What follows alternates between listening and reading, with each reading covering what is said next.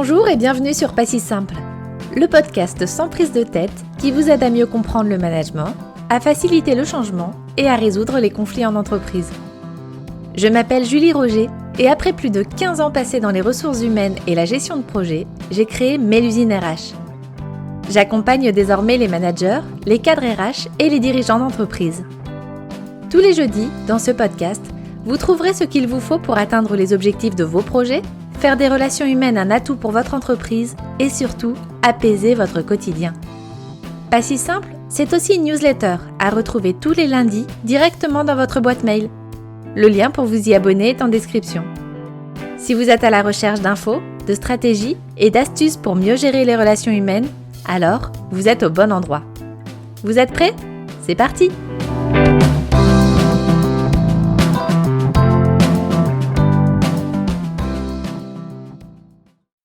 Comment je peux être authentique et alignée avec mes valeurs en tant que manager alors que ma direction m'impose des directives que je n'approuve pas ?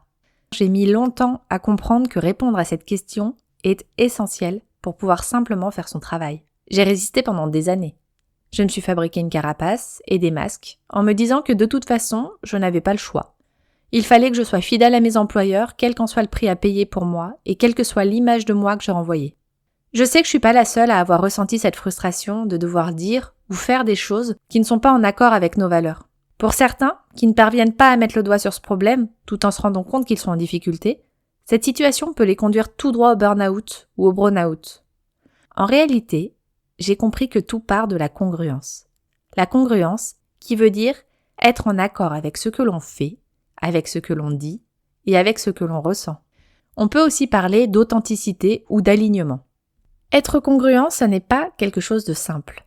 Nous sommes des êtres humains, donc complexes par définition. En plus de ça, nous sommes soumis en permanence à des pressions tout au long de notre vie.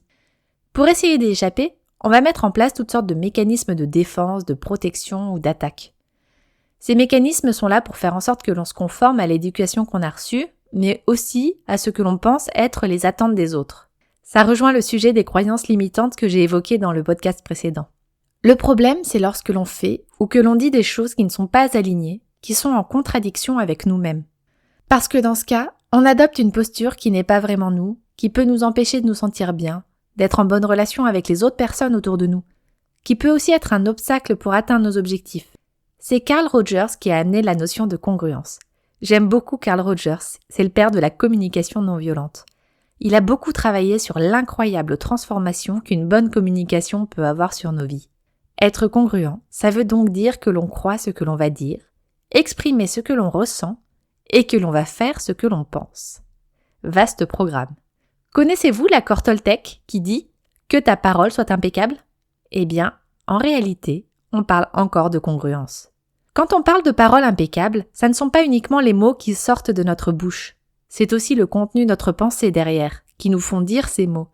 Et le ressenti, l'émotion que l'on a à l'intérieur de nous, qui fait que l'on a besoin de formuler ces mots. La parole se joue à la fois sur le verbal, donc sur les mots, sur ce que l'on veut dire, mais aussi sur le non-verbal, sur les postures, les gestes, les expressions du visage, l'intonation de la voix et l'intention de ce que l'on veut transmettre. Le fait de ne pas pouvoir être aligné peut avoir des conséquences importantes sur une personne. On est dans ce cas dans ce qu'on appelle la dissonance cognitive. La dissonance cognitive, c'est lorsqu'on a une tension à l'intérieur de nous parce que nous avons notre système de pensée, de croyances ou d'émotions qui est en contradiction les uns avec les autres. Pour donner un exemple de dissonance cognitive, ça pourrait être quelqu'un qui est bénévole dans un organisme qui milite pour la paix dans le monde. Cette personne cherche du travail et en a vraiment besoin. Et voilà qu'on lui propose un poste dans une usine qui fabrique de l'armement.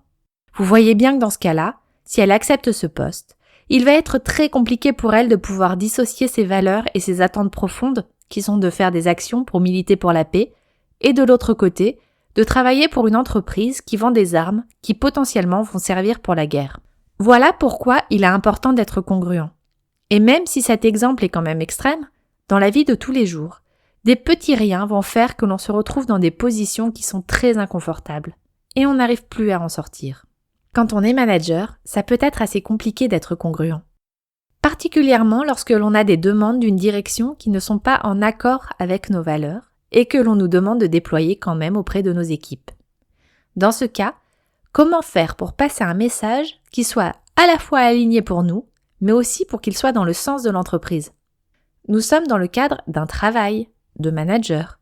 Si un manager peut faire des propositions, des objections constructives auprès de sa direction, il n'est pas là pour trancher. Et une fois que la direction a pris sa décision, il faut qu'il l'applique, qu'il soit en accord ou non avec cette décision. C'est son boulot. Dans ce cas, on peut utiliser plusieurs méthodes pour essayer de s'en sortir. Une que je trouve particulièrement efficace, c'est la communication assertive.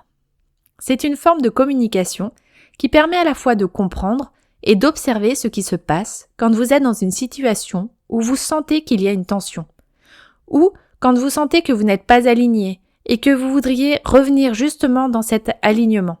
La communication assertive demande de se concentrer sur soi dans une situation.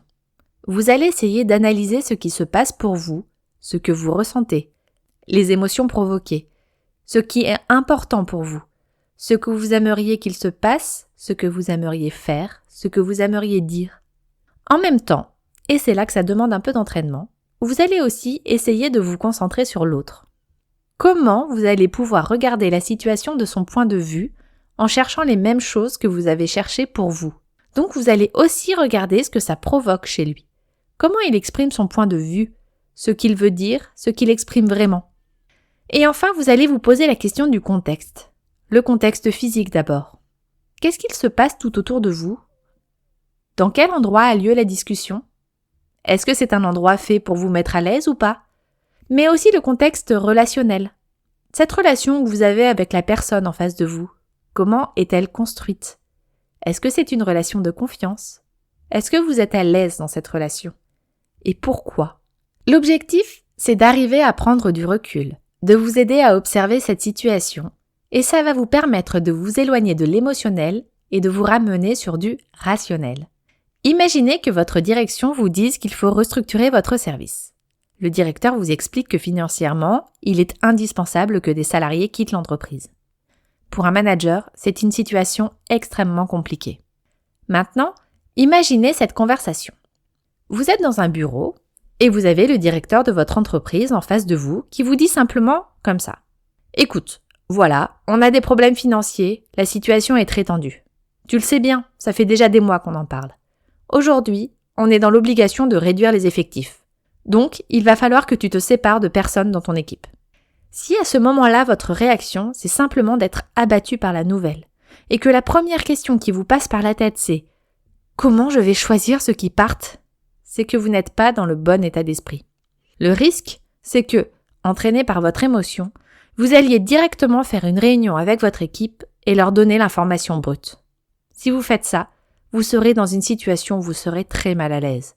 Vous allez véhiculer une émotion forte, la vôtre, qui sera reçue de plein fouet par votre équipe.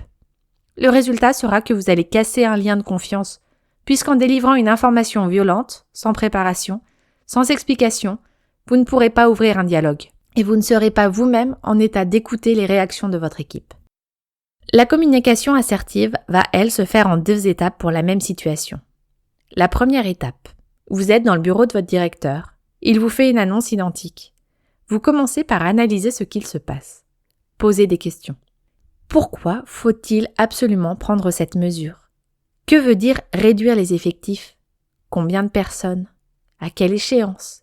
Est-ce qu'il y a un accompagnement prévu pour les départs? Des formations ou des dispositifs particuliers sont proposés? Comment va-t-on réorganiser le service avec ceux qui restent? Etc., etc. Si sur le moment, vous n'arrivez pas à prendre suffisamment de recul pour poser toutes ces questions, programmez directement un autre rendez-vous avec la direction pour pouvoir en parler. Ensuite, une fois les aspects pratiques abordés, vous aurez eu le temps nécessaire pour commencer votre prise de recul. N'hésitez pas alors à exprimer ce que vous ressentez et ce qu'il se passe pour vous. Prenez ensuite le temps de digérer l'information et de préparer la manière dont vous allez la transmettre. Votre avantage ici, c'est que vous avez suffisamment d'éléments pour pouvoir rassurer sur ce qu'il va se passer. Votre équipe va se poser beaucoup de questions. C'est le moment ou jamais de pouvoir être direct avec elle. Bien entendu, vous n'aurez peut-être pas tous les détails ni la réponse à toutes les questions que vos collaborateurs vont vous poser. Ce n'est pas grave. tant que vous êtes honnête et que vous le dites que vous n'avez pas ces réponses, mais que vous allez essayer d'aller les chercher. Rappelez-vous que vous n'êtes pas obligé de dire que vous êtes en accord ou non avec la décision de la direction. On ne vous demande pas de vous positionner, simplement d'apporter le message de la manière la plus alignée possible. Et pour cela, c'est travailler sur la forme du message que vous allez passer, sur le moyen de préparer vos collaborateurs à l'avenir. C'est surtout en étant à l'écoute que vous allez réussir à garder votre alignement. Être congruent, ça passe par ça, c'est-à-dire être capable de respecter ce qui se passe chez vous, mais aussi de respecter l'autre. Un manager qui est congruent, qui est aligné, va construire des relations plus saines, plus apaisées avec son équipe, parce qu'il sera forcément plus à l'aise avec le discours qu'il va véhiculer. Il sera plus attentionné, n'ayant pas de problème avec son ressenti ou sa parole. Il sera aussi plus à l'écoute, il aura plus de facilité à donner du sens au travail, à partager une vision d'équipe et à fédérer le collectif.